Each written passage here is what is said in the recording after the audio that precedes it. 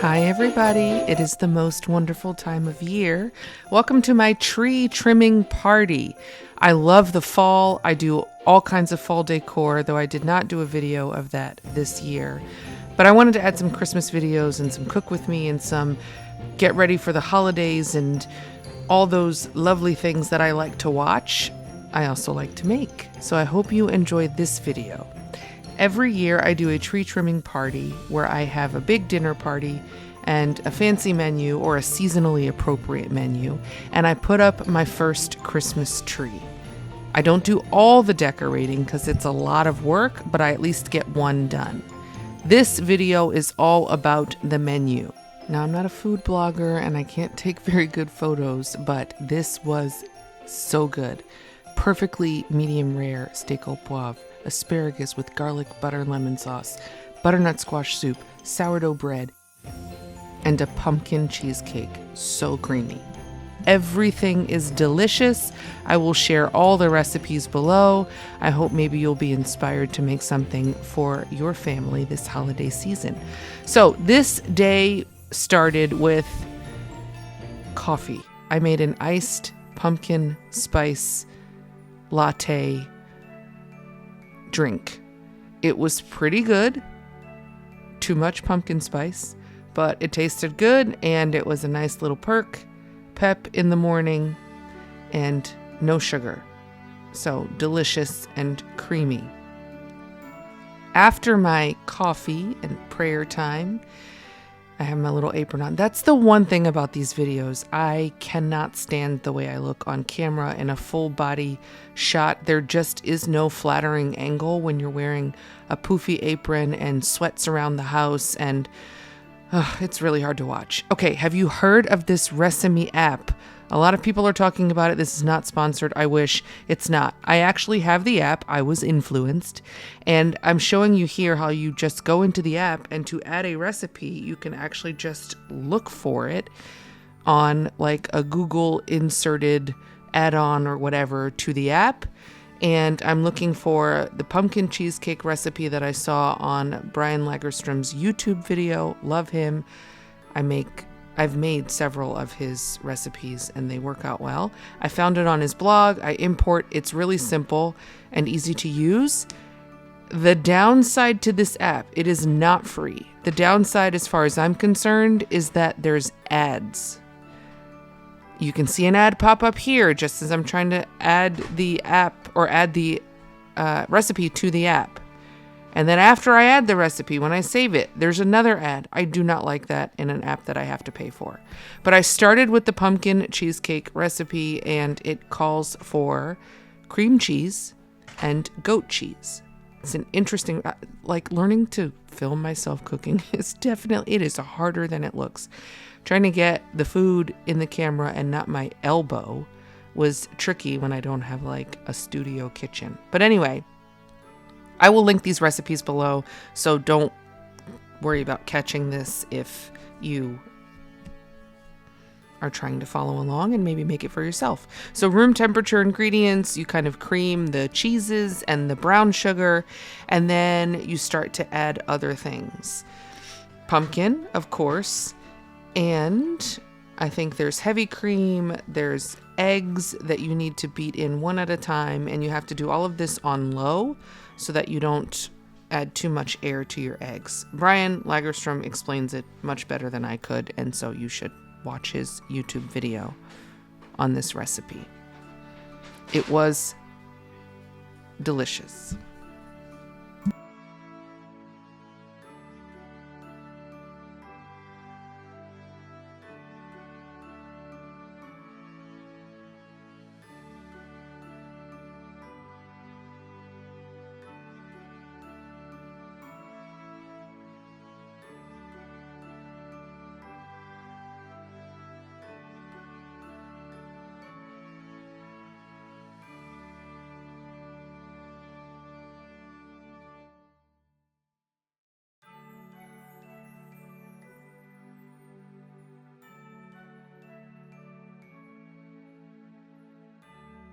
He says to make sure that you scrape down the sides as you go, which is generally important, but I found with this new KitchenAid set up this mixer, it got right up to the sides.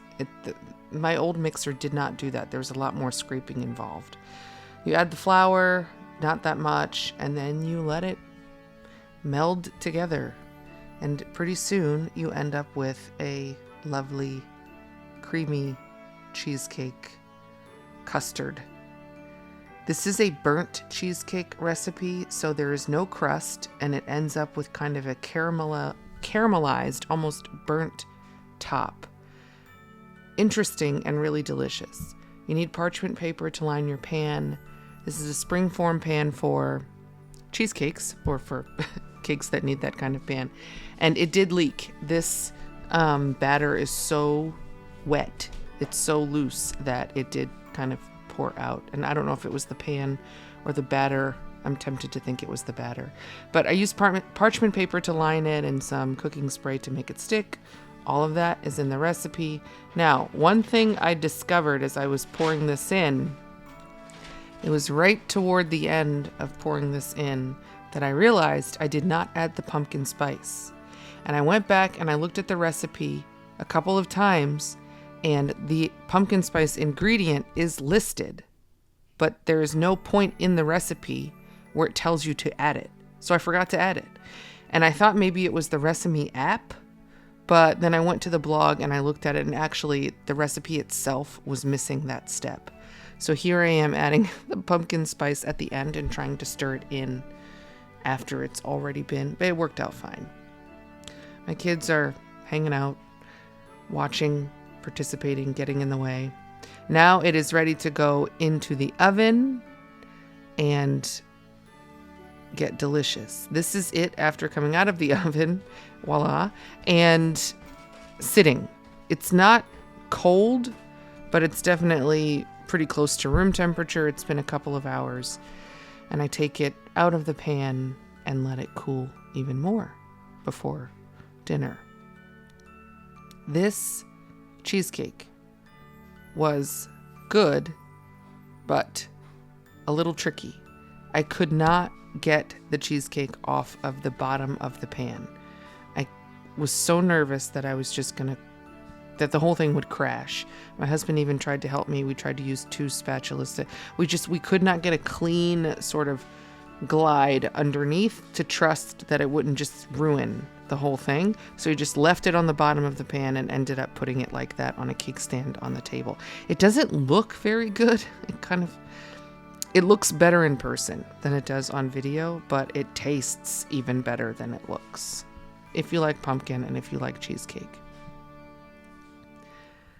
The next thing I did, which is not glamorous at all, is preparing for all of these groceries and leftovers and so forth that happens this holiday season. I needed to clean my fridge. So I took you along with me. I took everything out, and it's all on the counter. Now, there was a grocery store that went out of business near my house. My husband went there 3 times, and I think he brought every food item that he's ever wanted to try because it was all on clearance. That's a pile of leftovers that needs to go in the trash because they were science experiments happening in my fridge. And then that's a pile of leftovers and so forth that we want to keep. But he's like the guy on the Only Murders in the Building show who only eats dips. I mean, he doesn't only eat dip, but there were a ton of dips and sauces in that pile, and we do not usually have that much. But he was experimenting with the clearance items. So I took everything out. I gave everything a good scrub, sanitize, and put it all back in the fridge one by one.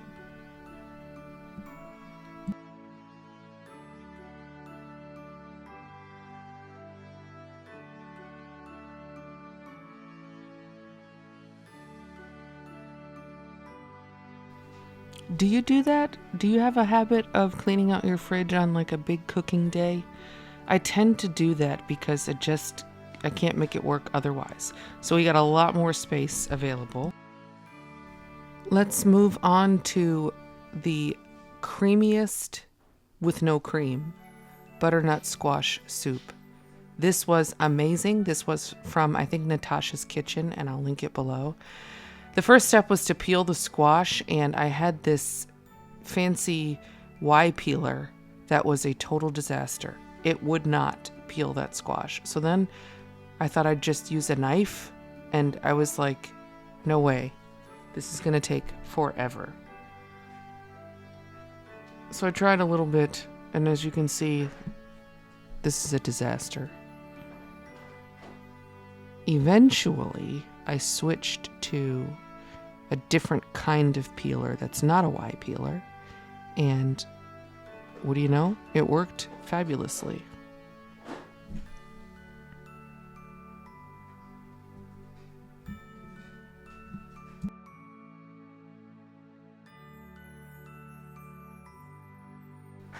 So much faster and easier to use this one. It's really weird because I think my battery died, or I forgot to press record. Something happened where in the next segment where I was chopping carrots for this recipe, I tried this peeler, and the Y peeler worked better.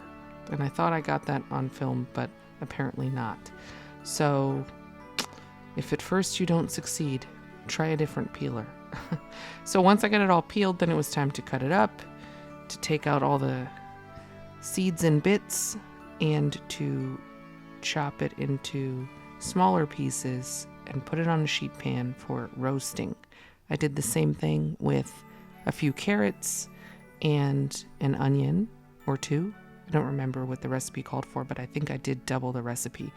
Another amazing thing about the recipe app is that you just tell it how many servings you want it to make, and it will automatically adjust the recipe so that you get the right measurements and the right amount of ingredients. There is one exception to that, which I found out when I used the app for, what was I doing? I was doing something with flour, and I doubled the recipe, but I was using a scale to measure it out just for consistency. And I doubled the recipe, but the flour amount did not go up. The flour amount in grams did not go up. It did go up in cups. And everything else went up. Tablespoons, so forth. But the gram measurements, the weight measurement, did not multiply when I increased the serving size. So be mindful of that. I hope they fix that. Once it's nice and soft from roasting, then you put it in a pot and you add the other ingredients. Actually, what you're supposed to do is use a blender. In this next step, we'll talk about that. I used some homemade broth, which was that jar, but I forgot to film myself pouring it in. And then I used store-bought broth for the rest. And then I thought I could use an immersion blender to make this smooth. It did not work. The recipe calls for you to use like a real blender, and I have one. I have a Vitamix blender that works great. I just didn't feel like digging it out of the cabinet, and I really should have, because that extra 30 seconds would have saved so much trouble. That's about as smooth as I could get it with the immersion blender. And so I then pulled out my NutriBullet, which was, there's so many lessons learned in this thing of just like, don't take shortcuts. So this did work. You'll see it gets really smooth. So the immersion blender and then the NutriBullet. So if you don't have a fancy big blender, you could do it this way in small batches, but it takes a lot of time, and it's a lot more time, and it's really messy. The soup was everywhere. It was everywhere. And then after you blend it, you have to put it in another container so that you can do the next batch and the next batch. So I had so many more dishes than I needed to if I had just taken out the big blender and done it all at once. But eventually I got there and got to my last batch and my last big mess, and I got it all smooth and creamy. Again, there's no actual cream in this soup, but the texture, the consistency is really smooth and creamy. And then I got it back in the pot. Look at how smooth that is compared to before. And then you add the rest of the ingredients. So I don't remember exactly. It's probably cinnamon and maybe nutmeg, and it'll be in the recipe. And then it calls for a little maple syrup. So I did add that, and I forgot to film myself adding it. So I'm going to show off the bottle in a minute so you can see. And there I have some other groceries there sitting out. What was I doing? Oh, those were my martini olives and fancy maple syrup that Costco had. Some like rum cast syrup. I don't know. It was there. Of course, there's no alcohol in it, but there was some gimmick. But I used regular old Costco brand syrup and butter, which I also forgot to film. And it was super. Now, the thing about this soup, in addition to the texture being like perfect, and I've made butternut squash soup basically every year around this time, forever, starting around this time, and then I've made it several other times throughout the season, and with varying degrees of success in terms of taste and consistency and so forth.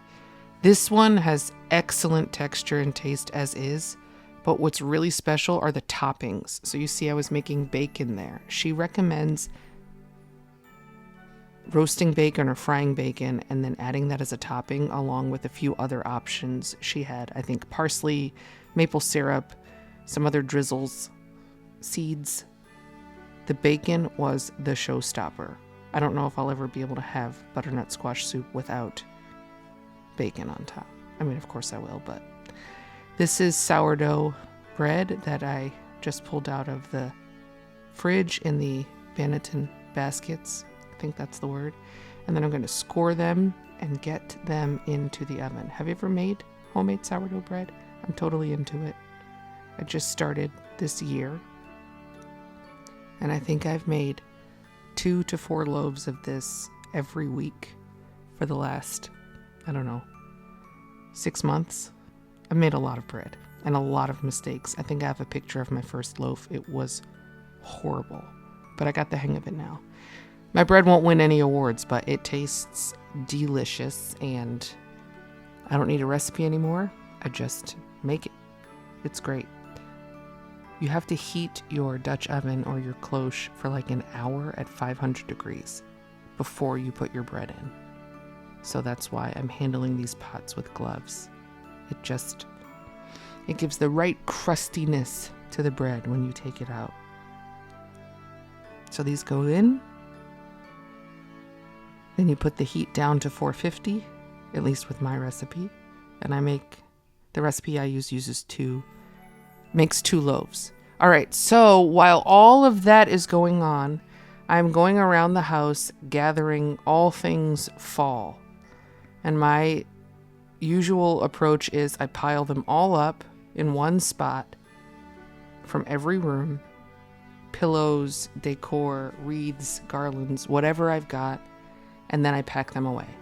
And I have these great storage bags from Amazon. If I can find them, I'll link them. But they're just basic storage or clothing bags. But they hold all the soft stuff really nicely and pack up flat. My sister's there in the background working, so a couple people had already come over for the party and were just hanging out while I first undecorated. Why do I go through all this trouble for Christmas tree trimming? This was more work than the tree trimming. You'll see at the end that the tree was like the last thing we did, and it took a fraction of the time. And the reason is I love to have any reason to have a special occasion and to have people over and enjoy their company. I also got to take out my Williams Sonoma Christmas dishes that I put away each year and bring out right around this time. So my bacon is done. My sourdough bread is done, both loaves. I'll let you see. Again, I'm still figuring out how to film myself cooking when my kitchen is not really set up for camera to take up space. And there is my little one. Okay, for the steak au poivre, however you say that, which is basically filet mignon or whatever steak you choose, and peppercorn with a creamy drizzle or sauce on top. I don't know why the French love to coat their steaks in like gravy. It's not usually my favorite thing, but this was good. I cut up a whole filet into steaks or whatever the cut is called before you cut it into steaks. I cut it into serving sizes, and then I crushed my peppercorns. Now, the recipe gives you several options, or the video that I found this. It's another Brian Lagerstrom recipe, but I kind of mixed it with a Preppy Kitchen recipe. I think John Cannell is his name. Love him too. There's lots of ways that you can smash your peppercorns. I chose probably the stupidest way that made a big mess, but it got the job done. Eventually we got there. Then you want to do a heavy drizzle of oil in your very well heated pan. And I made the mistake of using olive oil. So it started smoking basically immediately. I then added butter and avocado oil. The avocado oil to sort of bring the smoke point down, or raise the smoke point, and the butter for flavor. And then you take your steaks that I have been salting, letting sit and soak all day. Not soak, but absorb. And you smash the peppercorn into them. And you might think this would be a peppery, crazy mess. It is not. Somehow the fresh smashed peppercorns have a perfectly mild but very flavorful taste. I found that my pan was not heated evenly, so I had to move the steak over. I was able to get all of them in this enormous pan. This is actually a paella pan that they sell at Williams Sonoma, probably elsewhere. I think it's the Staub brand, and it's huge. It takes a while to get the whole thing heated up, but it can make a monster meal. I got all these steaks in there snugly, comfortably, with enough space to breathe. And once my battery was dying, so I couldn't film all the steps. But once I got them flipped, then I put them in the oven to finish. Took my asparagus, got those in a roasting pan, and I've never done this before, but Brian Lagerstrom recommended that you broil your asparagus. This was